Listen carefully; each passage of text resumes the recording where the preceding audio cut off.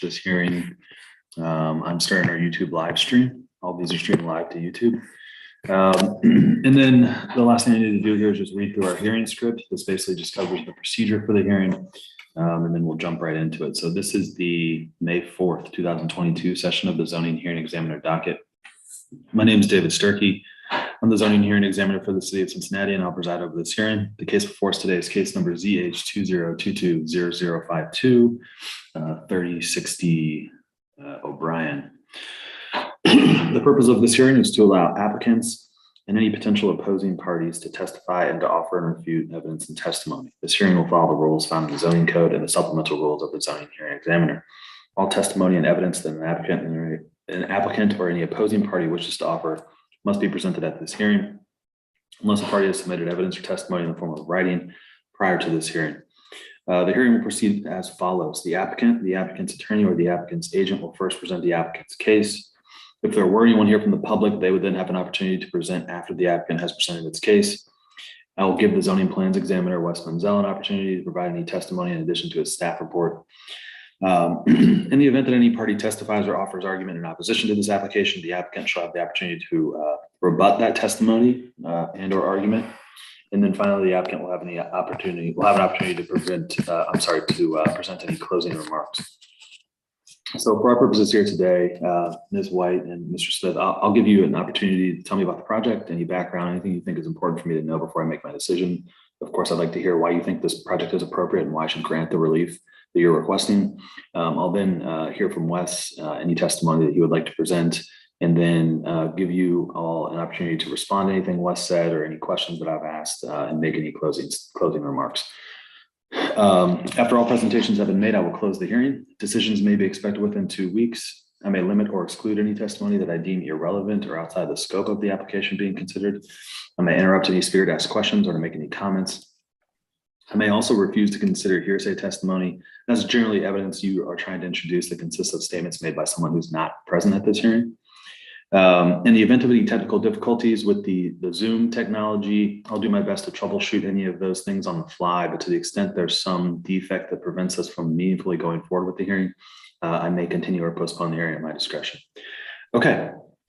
Last thing I need to do is just swear in all of our witnesses. So if you intend on providing any testimony here today, making any comments, asking any questions, really just doing anything other than just strictly observing here today, then you need to be sworn in. And so if that is you, if you could take yourself off mute, I need everyone to answer out loud and to raise their right hand. Do you solemnly swear the testimony you shall give will be the truth, the whole truth, and nothing but the truth? Yes. I do. Yes. I do. Okay, great. Thanks, everyone. Who's going to be taking the lead here, telling me about the project? So I can take the lead. He knows more of the technical stuff in terms of just, like, maybe like the dimensions and stuff, but I don't mind speaking on behalf of us. Sure, go ahead, the floor is yours. Okay, my name's Adrian and I'm the owner at 3060 Obryon Street. I actually moved here December 29th of 2019. And I just thought that it would be beneficial for me to have a deck built. And the dimensions are 14 by 24 by 10. It's all on my property. And I guess just because of the variance limits, I had to get, it didn't meet the zoning requirements initially.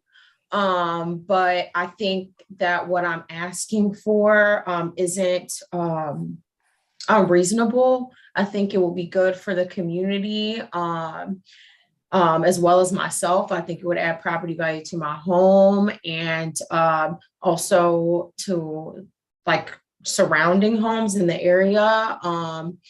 I reached out to all my neighbors around me and let them know about the project, and I got their support, and I sent those supporting documents in as well.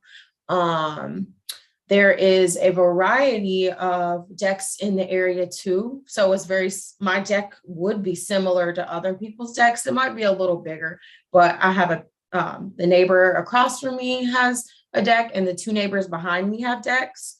So I don't think it's anything out of the ordinary that I'm doing. The only thing that I had heard from a neighbor was that they just were asking if we could not do it like really early in the morning, because when my deck was built, my home was built, like people would come here at 7 a.m. to build it, and they didn't like that. And I already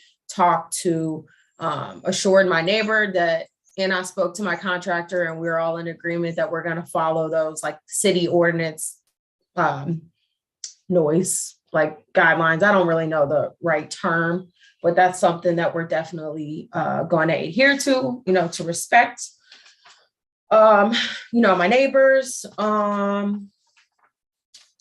I don't know if there's anything else you want to add. I think it'd be a wonderful project to add. Yeah, something nice to the neighborhood, beautify. I think it's a wonderful project. Okay. Yeah, and honestly, that's all I have. I saw, and I'll let Weston, speak on this, but it looks like he supported the project as well. But that's not my, I don't need to say that. I guess we'll just, read the staff report that he made. And that's all I got. I'm willing to answer any questions or concerns from David or Weston. Okay, great. Thank you for that testimony. Just taking a look at the site plans here. Can you tell me more about the shape of this lot? I've reviewed the site plans. So this is like a trapezoidal shape of the lot? Yeah, it's an odd shaped lot and it's small. I'm looking at the drawings you're looking at. So yes, it says trapezoid, 67 foot wide by 50 foot deep. Is that what it is? Mm-hmm. So maybe Wes can answer this, or maybe Mr. Smith, but that sort of lot shape is an outlier for the neighborhood. Well, is it an outlier for the neighborhood? I think so. Yeah, I think looking at the Cage's parcel map here, this lot is like wider than it is deep. So most lots are narrower than they are deep.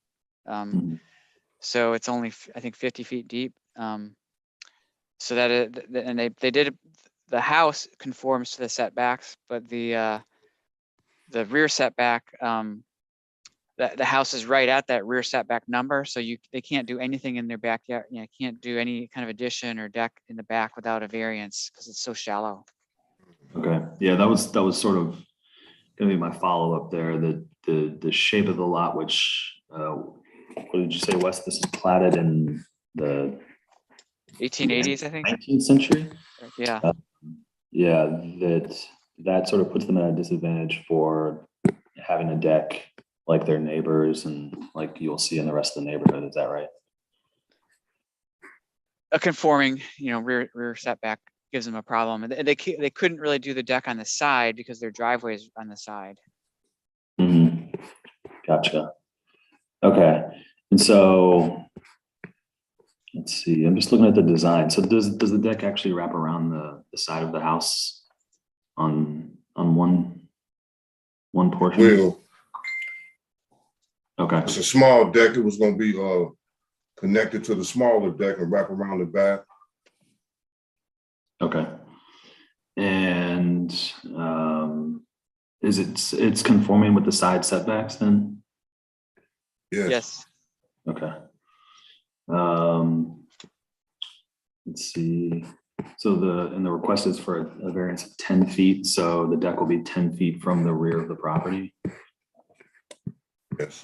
Yes. Are there any potential adverse effects for the house or houses that'll be in the rear there with the addition of this deck? And I think that's more for Mr. Smith or Ms. No. White?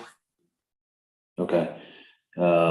Why not? Just because it's just, well, let's see. Just, do you think there's adequate sort of space and buffering there between the properties? Yes. Gotcha. How can, Wes, maybe you have a better sense of this. How close, what are the setbacks for the homes on, what is that, Lavinia? The rear setbacks, because those look like they're pretty close to the line there. Yeah, let me take a measurement here.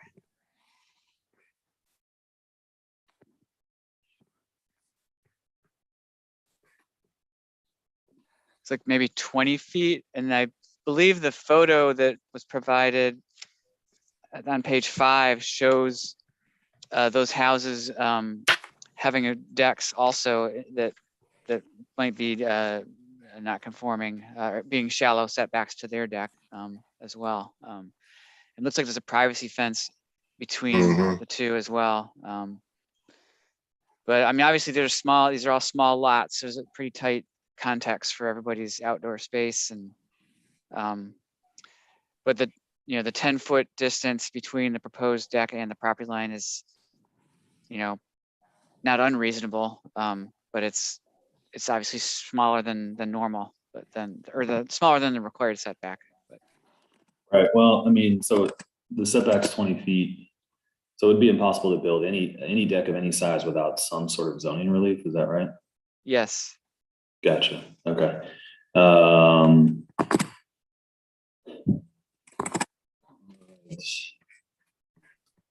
Give me one more minute here.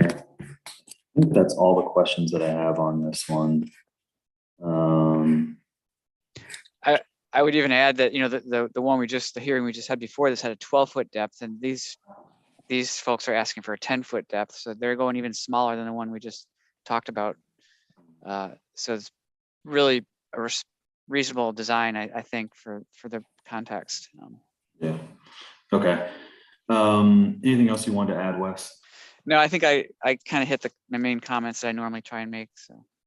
Okay, got it. I don't have any more questions. Ms. White or Mr. Smith, anything else you wanted to tell me in closing or otherwise before we adjourn? No, yes, I just hope that you all consider it. I think it would be beneficial. I don't think that I'm asking for anything unreasonable, and I would just love an outdoor deck like my neighbors to, enjoy when the weather's nice. And I think it would, positively impact the community. And I just really appreciate your consideration on this and grant the relief. Okay. Give me one more minute. Let me check one more thing.